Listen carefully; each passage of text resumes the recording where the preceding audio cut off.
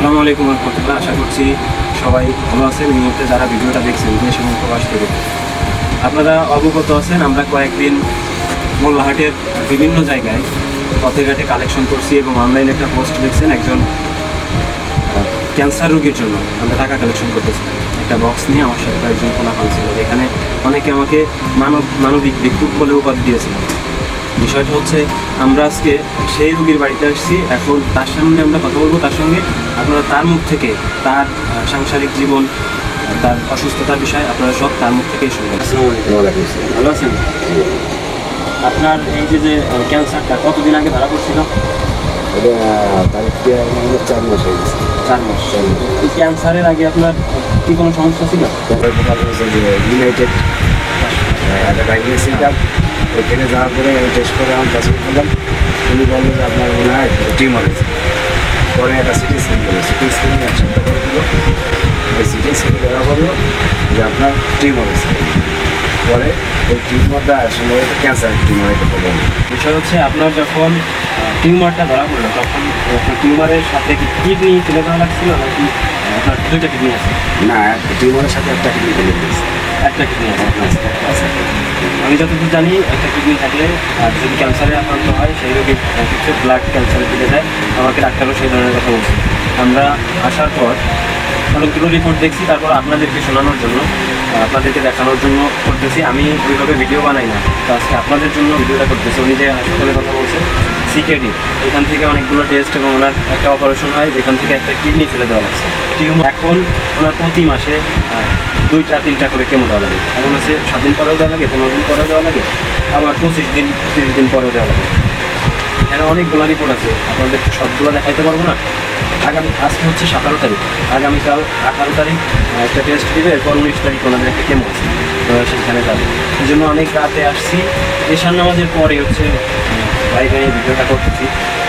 এখন আজকে যে ডাক্তারের কাছে গেছিলেন, ওই ডাক্তারকে গেছি, ওই ডাক্তার বললো যে আপনার ক্যান্সার সম্ভবত হাড়ে বসে গেছে। অসুস্থতার বিষয়ে শুনলাম। এখন আপনার পারিবারিক বিষয় দেখলাম। আমি শুনেছিলাম যে আপনার একটি ছেলে আছে, 14 বছর, যে কিনা একটা মাদ্রাসায় করে। সে কোন মাদ্রাসায় করে এবং কী নিয়ে পড়ালেখা করতেছে, কোন বিভাগে আছে? জামাত নাকি নৃত্য বিভাগ, এটা করবে। এখন আছে সর্বপ্রেশন মাদ্রাসায়, একটা কম মাদ্রাসার নাম লিখেছে। যেখানে আছে 10 পারা পুস্তক আমি 10 পারা গেছে। আমি এসে আপনার এখানে যে ঘরের ভিতরে ভিডিওটা করতেছি এবং আশপাশে যে জমিটা দেখলাম, এখানে অল্প সংখ্যা কিছু জমি। আপনি কতটুকু জমির পরে থাকেন বা আপনারা কয় ভাই বলেন? আমরা 3 ভাই 3 বোন। মোট জায়গা হলো 75 প্রায়। যদি আমরা বোনদের দিয়ে পাইছি 300 ভাগে। ভাই, হ্যাঁ, তার রাস্তাঘাটে যে জায়গাটা হয়েছে তার বাদ দিয়ে আমরা 2% 75 এক একজনের 1 টাকা করে ঘর করে টাকা দেয়। ডাক্তার দেখাইছেন এতদিন, আপনাদের কত টাকা খরচ গেছে এবং আপনি এই পর্যন্ত কত টাকা খরচ করছেন এবং কোন কোন জায়গা থেকে এনে কীভাবে খরচ করছেন একটু যদি বলতেন। আমরা ফিজিক্যালিদের থেকে বাইরে ধরে গেছে, আপনি শুরু গেছে দেওয়ার পর আর নিজের কাছে যা ছিল, আমি একটা জিনিস ছিলাম সেটাও গেছি। এসার পরে যা ছিল সব খরচ করে 4-5 লাখ টাকা খরচ করি। এখন আমি পথে নেমে গেছি, আমার কাছে আর কোনো টাকা নাই। তাই রাস্তায় স্ত্রীর কাছে সবার কাছে সাহায্য চাচ্ছি। এবং এখন ডাক্তার যেটা বলছে, ও আগে ছিল 2 থেকে 3 পয়েন্ট, এখন আজকে যে দেখাইছে ডাক্তার নিয়ে গেছে 4 চলে গেছে, আরও চিকিৎসা বাড়াতে হবে। কতদিন বাড়াতে হবে ডাক্তাররাই জানে। তো শেষ প্রশ্ন, সেটা হচ্ছে আপনার একটা কেমো করাতে কতগুলো টাকা খরচ হয়? এখন আমি সরকারি মনে করাচ্ছি যে জাতীয় ক্যান্সার হাসপাতাল মহাখালী, ওখানে আমার 50,000 টাকা আমি যাতায়াত ভাড়া দিয়ে একটা থেকে 50,000 টাকা। যদি বেসরকারিভাবে করাতে হবে, বেসরকারি আপনারা 80-85,000 এক এক হাসপাতালে এক এক রকম। এক সময় আরেকটা সময় ওই 10,000 প্লাস কমে যাই হোক, আপনারা যতটুকু রোগীর মুখ থেকে শুনলেন, রোগীকে নিয়ে বেশি কথা বলবো না, কারণ রোগী এখনও শারীরিক দিক থেকে এখনও দুর্বল। আপনারা সবাই আমাকে ভালোবাসার দৃষ্টিতে দেখবেন।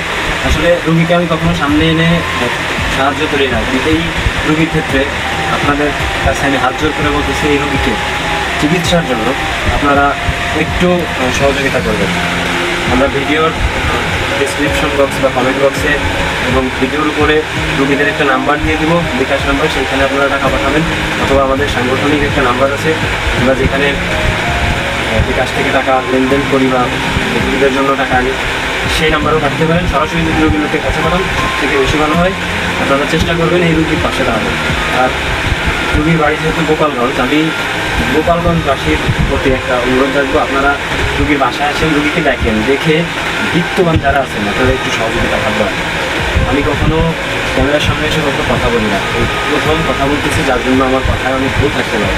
আমি কখনো কারো ইন্টারভিউ নিয়ে নিই।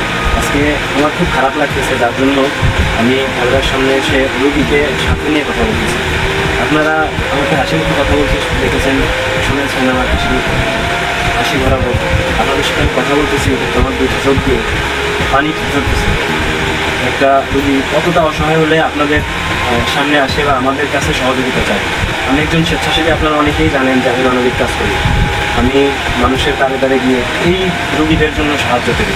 আপনারা অনেকে অনেক কথা বলেন, আমরা কখনো গায়ে বলি না, কারণ আমরা মানবিক কাজ করতে আসছি, অনেকেই আমাদের অনেক কিছু বলবেন। আমি সবার কাছে অনুরোধ রাখবো, সবাই আমার এই ভাইয়ের জন্য একটু চেষ্টা করবেন। আর আপনি যদি কিছু টাকা সহযোগিতা না করতে পারেন, আপনি ভিডিওটা একটু শেয়ার করে দেবেন। অন্য একজন ব্যক্তি যদি দেখে এই রোগীকে 50টা টাকাও দেয়, সেই 50টা টাকাও তার অনেকটাই হয়ে যাবে। চাল আপনি 50 দিচ্ছেন, অন্য একজন 50 দিচ্ছে, 20 দিচ্ছে, 10 দিচ্ছে, এই দিয়েই এই রোগের চিকিৎসা হয়ে যাবে। আপনারা অনেকেই অনেক কথা বলেন যে ক্যান্সার রোগী কখনো ভালো হয় না। আমি যতদূর ওনার রিপোর্টটা দেখছি, ডাক্তারকে দেখাইছি, আমি যতদূর খোঁজ নিয়েছি, আমি জানতে পারছি যে ওনার যে সমস্যাটা এখন আছে, উনি যদি চিকিৎসা করায় ঠিকঠাক মতো, রেগুলারলি যদি চিকিৎসা করে, ডাক্তার দেখায়, তাহলে উনি খুব দ্রুত সুস্থ হয়ে যাবে। তো আপনাদের কাছে অনুরোধ থাকবে, আপনারা একটু সহযোগিতা করবেন, আপনারা দয়া করে একটু সাহায্য করবেন এই রোগীর জন্য। আমি লাস্ট ওনার কাছ থেকে শুধু ওনার নাম এবং ঠিকানাটা জেনে নেব। আপনার নামটা? কুরবান খান হচ্ছে ওর নাম। বাড়িটা হচ্ছে আমার ঠিকানা Gopalganj police line bus terminal থেকে একটু ভিতরে এসে পানির ট্যাঙ্কির আগে তাজিম রসুলপাড়া, তাজিম কোম্পানির যে আটা খাই আমরা, সেই আটার কোম্পানির সাথে একদম গা ঘেঁষেই ওনাদের বাড়িটা। আপনারা যে কেউ এসে এখানে এসে পানি ট্যাঙ্কির কাছে এসে বললে হবে যে কুরবান খানের বাড়ি কোনটা, আপনাদের দেখাই দিবে। আপনারা সরাসরি এসেও তাকে টাকা দিতে পারেন, তার সম্পূর্ণ এখানে যাচাই বাছাই করে। আরও একটা বিষয় আমি অনুরোধ করবো, গোপালগঞ্জের যারা স্বেচ্ছাসেবী আছেন, আমার প্রিয় সহযোদ্ধারা, আপনারাও একটু চেষ্টা করবেন এই জন্য কিছু করার। আমি জানি গোপালগঞ্জের মানুষ অনেক মানবিক, আমি চাই যে আমার এই ভাইয়ের জন্য সবাই একটু মানবিক দিক থেকে এগিয়ে আসে। সবাই ভালো থাকবেন, আল্লাহ হাফেজ, আসসালামু আলাইকুম।